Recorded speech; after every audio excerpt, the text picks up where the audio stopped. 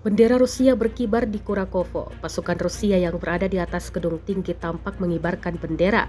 Rekamannya diunggah di Telegram pada Selasa 31 Desember 2024. Dalam keterangan unggahan disebutkan, menurut informasi dari lapangan, Yuzhny dan seluruh bangunan tempat tinggal di Kurakovo telah sepenuhnya terbebas dari kehadiran angkatan bersenjata Ukraina.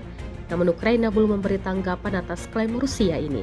Seorang prajurit dari Brigade ke-110 dengan tanda panggilan Matahari menancapkan bendera Rusia di salah satu gedung bertingkat.